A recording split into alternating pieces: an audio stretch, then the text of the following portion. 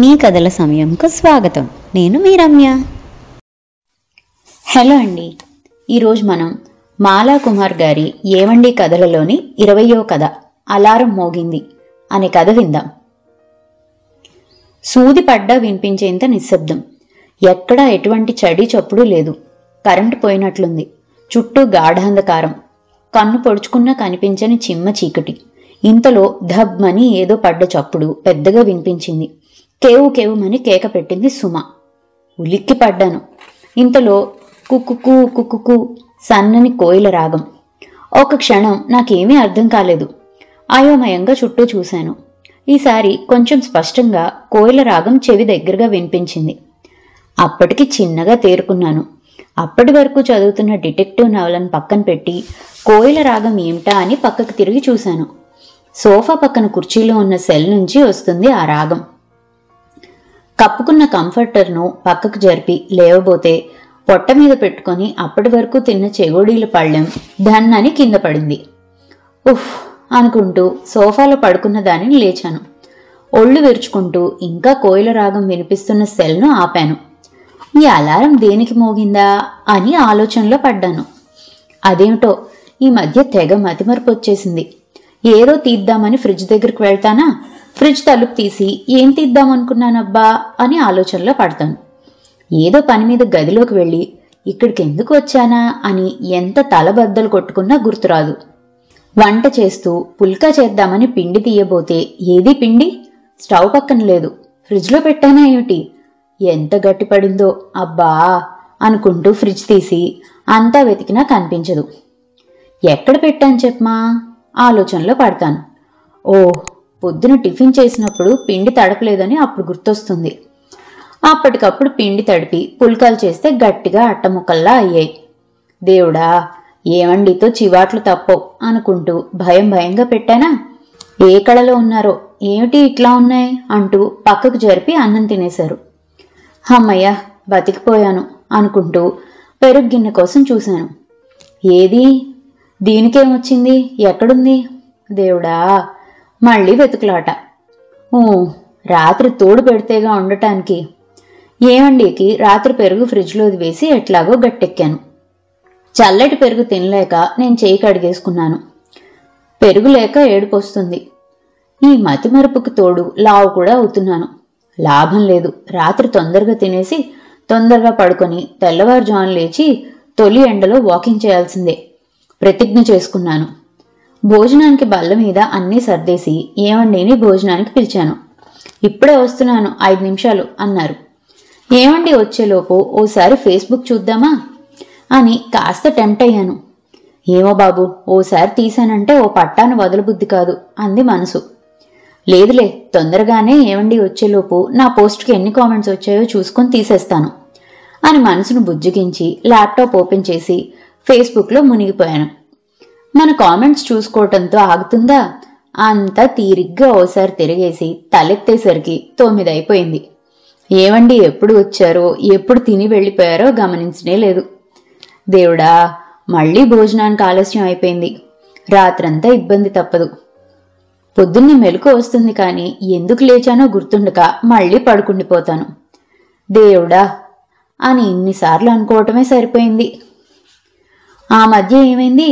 ఏవండి గారు రాత్రి టీవీ చూసుకుంటూ సెల్ ఛార్జింగ్ చేసుకోవటం మర్చిపోతున్నారని నేను ఛార్జింగ్లో పెడతానులేండి అని హామీ ఇచ్చాను. ఏవండి గారు సెల్ ఛార్జింగ్లో పెట్టాలి, ఏవండి గారు సెల్ ఛార్జింగ్లో పెట్టాలి అని రోజంతా రామనామంలో జపం చేస్తూ రాత్రి 10ంటికి సెల్ ఛార్జింగ్లో పెట్టి అమ్మయ్య మర్చిపోలేదు, చేసిన వాగ్దానం నిలుపుకున్నాను అని ఊపిరి తీసుకున్నాను. నిశ్చింతగా నిద్రపోయాను. పొద్దున కాఫీ ఇద్దామని వెళ్తే సెల్ను దీర్ఘంగా చూసుకుంటున్నారు ఏవండి. నా వైపు తిరిగి సెల్ ఛార్జింగ్లో పెట్టావా అని అడిగారు.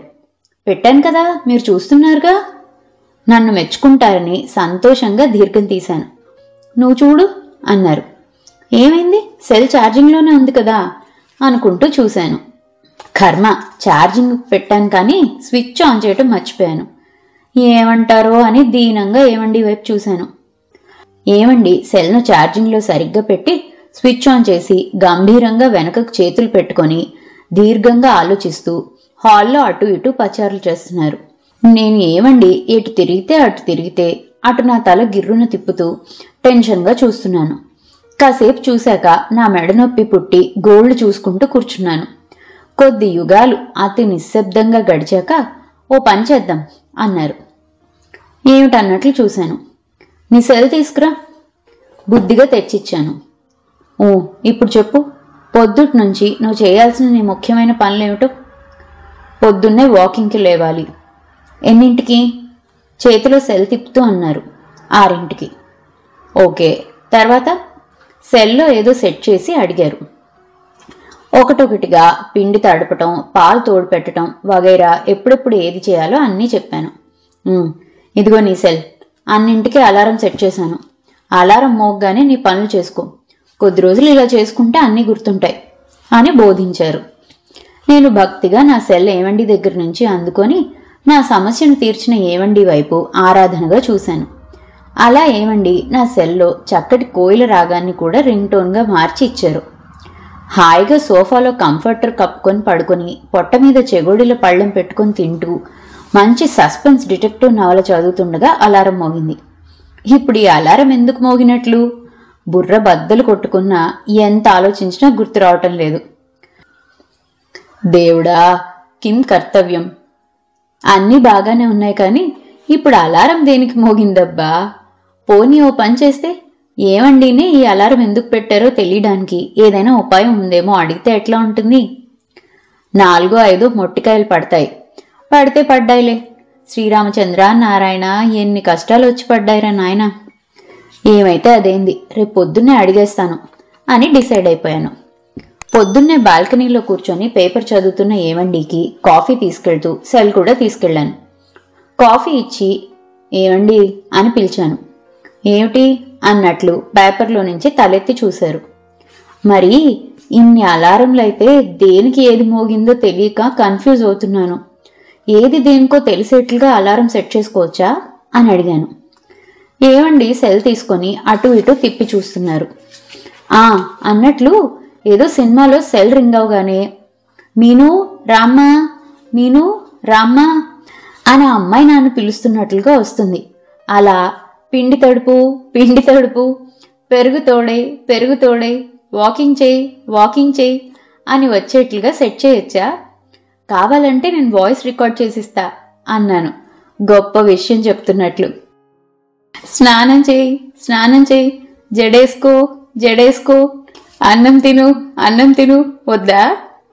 వద్దులేండి, అవి గుర్తుంటాయి అంటూ ఏవండి వైపు అనుమానంగా చూశాను. ఏవండి నా అరిచేయి తీసి అందులో నా సెల్ ఉంచారు. ఏమిటి, అరిచేతిలో వైకుంఠం చూపిస్తున్నారా? అప్పుడే సెట్ చేసేశారా అన్నాను సంబరంగా. కాదు, ఆ అలారం మోతలకే చిరాకేస్తుంటే ఇంకా వెధవ డైలాగులు కూడానా?